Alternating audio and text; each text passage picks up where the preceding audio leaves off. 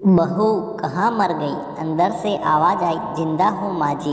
तो फिर मेरी चाय अभी तक क्यों नहीं आई? कब से पूजा करके बैठी हूँ। बहू बोली, ला रही हूँ माँ जी। बहू चाय के साथ भजिया भी ले आई।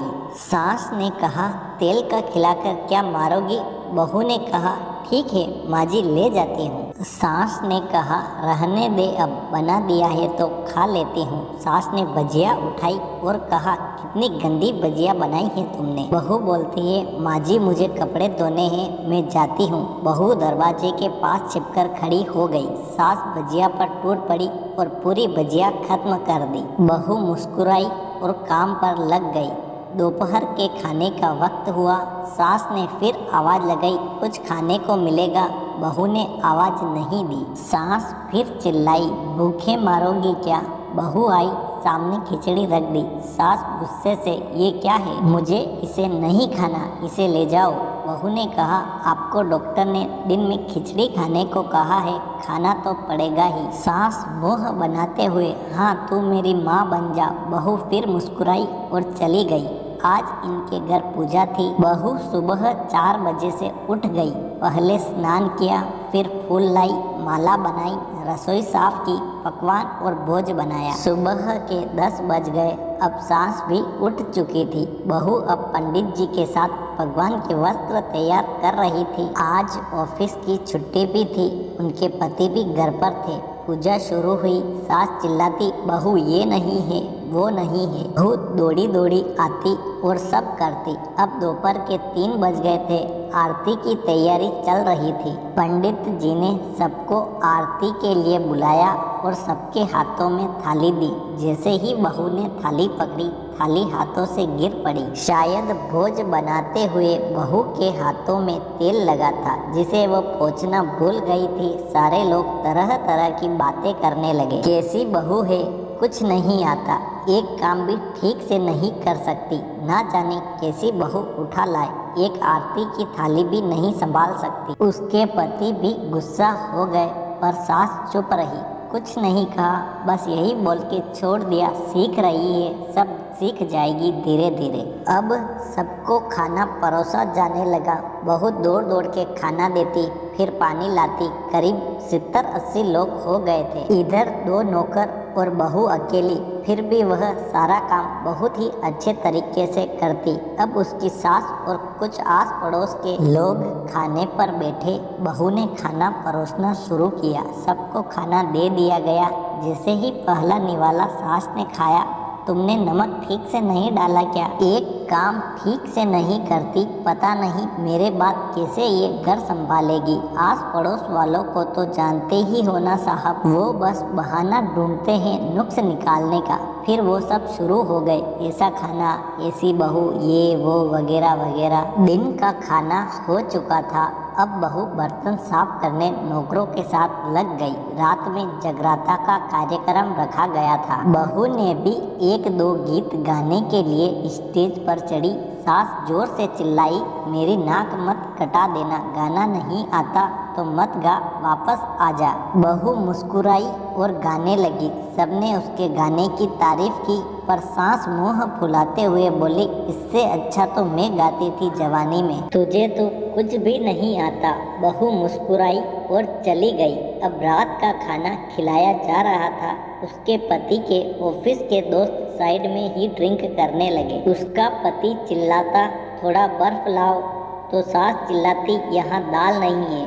फिर चिल्लाता, कोल्ड ड्रिंक नहीं है, पापड़ ले आओ। इधर उधर आखिरी में उसके पति की शराब गिर पड़ी और एक दोस्त पर बोतल टूट गई। पति गुस्से में 2 झापट अपनी पत्नी को लगाते हुए कहता है, जाहिल कहीं की देखकर नहीं कर सकती, तुझे इतना भी काम नहीं आता। सारे लोग देखने लगे। उसकी पत्नी रोते हुए कमरे की तरफ दौड़ी। फिर उसके दोस्तों ने कहा, क्या यार, पूरा मूड खराब कर दिया, यहाँ नहीं बुलाया होता, हम कहीं और पार्टी कर लेते। कैसी अनपढ़ गंवार बीवी ला रखी है तूने, उसे तो मेहमानों की इज्जत और काम करना तक नहीं आता। तुमने तो हमारी बेइज्जती कर दी। अब आस पड़ोस की औरतों को और बहाना मिल गया था। वो कहने लगी, देखो क्या कर दिया तुम्हारी बहू ने, कोई काम की नहीं। मैं तो कहती हूँ अपने बेटे की दूसरी शादी करा दो, छुटकारा पाओ इस गंवार से। सास उठी और अपने बेटे के पास जाकर उसे थप्पड़ मारा और कहा, अरे नालायक, तुमने मेरी बहू को मारा, तेरी हिम्मत कैसे हुई, तेरी टांग तोड़ दूंगी।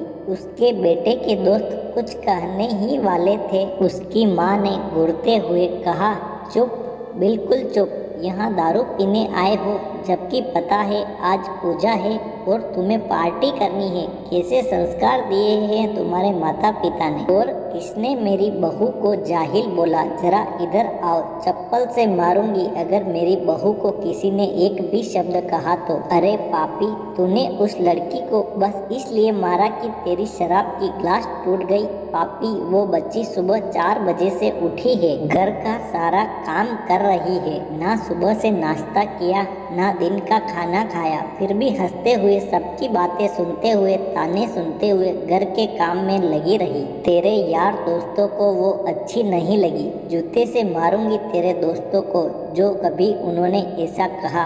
उसके यार दोस्त चुपके से खिसक लिए। अब सास बहू के कमरे में गई और बहू का हाथ पकड़कर बाहर लाई। सबके सामने कहने लगी, किसने कहा था अपनी बहू को घर से निकाल के दूसरी बहू ले आना, जरा सामने आओ। कोई सामने नहीं आया। फिर सास ने कहा, तुम जानते भी क्या हो इस लड़की के बारे में, ये मेरी माँ भी है, मेरी बेटी भी है।